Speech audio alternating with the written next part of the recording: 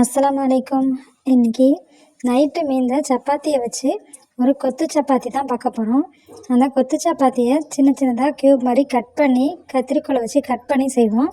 இதை நல்லா மிக்சியில் கொஞ்சம் கொரப்பாக அரைச்சிட்டு அதை செய்ய போகிறேன். சப்பாத்தியெல்லாம் 2 பேட்சாக அரைச்சி எடுத்துக்கலாம்.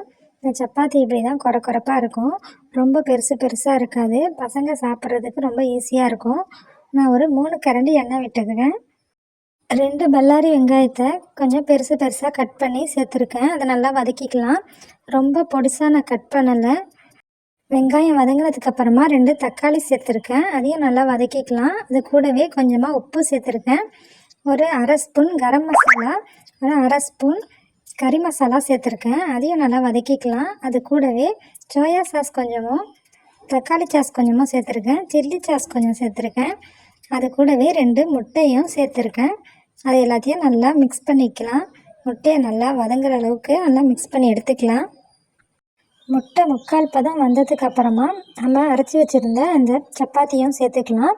நம்ம இந்த சப்பாத்தியை கூடவே போட்டு கிளறும் போது முட்டை வெந்துடும். நல்லா வெந்ததுக்கப்புறமா சப்பாத்தியை சேர்த்தா ரொம்ப ஹார்டான மாதிரி இருக்கும். இதில் இப்போது நல்லா மிக்ஸ் ஆகிருச்சு. முட்டையும் நல்லா வெந்துருச்சு. அடுத்ததாக ஒரு ஹெல்த் ட்ரிங்க் தான் பார்க்க போகிறோம். ஒரு ஆப்பிள் சேர்த்துருக்கேன். அது கூடவே 5-6 பாதாம் சேர்த்துருக்கேன். அது கூடவே டேட் சிரப் கொஞ்சமாக சேர்த்துருக்கேன். தேவையான அளவுக்கு ஜீனி சேர்த்துக்கிட்டு கொஞ்சமாக பாலையும் சேர்த்து நல்லா அரைச்சி எடுத்துக்கலாம். இதை ஸ்மூதின்னு சொல்கிறதா இல்லை ஆப்பிள் மில்க் ஷேக்குன்னு சொல்கிறதான்னு தெரியல. ஆனால் இது ஒரு கண்டிப்பாக ஹெல்த் ட்ரிங்க் தான். ஸ்கூல் போகும்போது இந்த சப்பாத்தி கொஞ்சமாக சாப்பிட்டுட்டு போகிறதுனால இன்னும் கொஞ்சம் ஃபில்லிங்காக இருக்கிறோங்கிறதுக்காக இந்த ஆப்பிள் மில்க் ஷேக்கை செஞ்சேன். அது கூடவே இந்த டேட் சிரப்பையும் மேலவே ஊற்றி டெக்கரேஷனுக்காக வச்சாக்கா பசங்க இன்னும் விரும்பி சாப்பிடுவாங்க.